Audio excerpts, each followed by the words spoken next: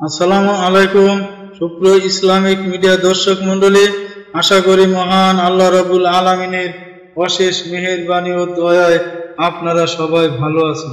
এখন আলোচনা করব জাহান্নামীদের গায়ের চামড়া পরিবর্তন করে জ্বালানো হবে অনন্তকাল ধরে, অর্থাৎ জাহান্নামীদের নতুন নতুন গায়ের চামড়া তৈরি করা হবে এবং পোড়ানো হবে, আবার নতুন চামড়া তৈরি করা হবে। এ সম্পর্কে আমরা কোরআনের আলোকে বিস্তারিত জানব। তাহলে চলুন আমরা সেই আলোচনা জেনে নিই। কখনো নয়, নিশ্চয় এটা লেলিহান অগ্নি যা চামড়া তুলে দিবে। সূরা মাআরিজ 15 থেকে 16 নম্বর আয়াত। যখন তাদের দেহের চামড়া আগুনে পুড়ে পুড়ে গলে যাবে, তখন সাথে সাথে সেখানে অন্য চামড়া সৃষ্টি করে দিবে, যেন তারা আযাবের স্বাদ পুরোপুরি গ্রহণ করতে পারে।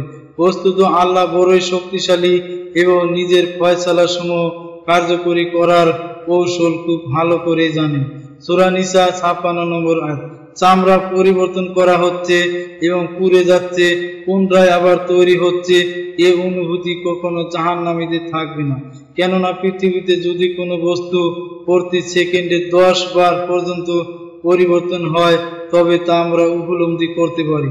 কিন্তু কোনো বস্তু যদি প্রতি সেকেন্ডে 10 বারের বেশি পরিবর্তন হয়, তবে তা আমরা উপলব্ধি করতে পারি না, বরং ওই বস্তুকে স্থির দেখি। যেমন বিদ্যুৎ এর বাতি। বিদ্যুৎ প্রতি সেকেন্ডে 50 বার দিক পরিবর্তন করে, অর্থাৎ একটি বাতি চলা অবস্থায় দেখি। কারণ যেহেতু সেকেন্ডে 10 বারের বেশি দিক পরিবর্তন হচ্ছে, তাই আমরা বাতিকে স্থির দেখি। তদ্রূপ জাহান্নামীদেরকে প্রতি সেকেন্ডে কয়েকশো বার চামড়া পরিবর্তন করা হবে, কিন্তু জাহান্নামীগণ মনে করবে সেই পূর্ণ চামড়ায় শরীরে আছে এবং তা অবিরাম পুড়ে চলেছে অনন্তকাল। আল্লাহ তাআলা আমাদেরকে জাহান্নামের কঠিন শাস্তি থেকে রক্ষা করুন এবং আমাদের দোয়া কবুল করুন, আমিন। প্রিয় মুসলমান ভাই বোনেরা, ভিডিওটি এ পর্যন্ত।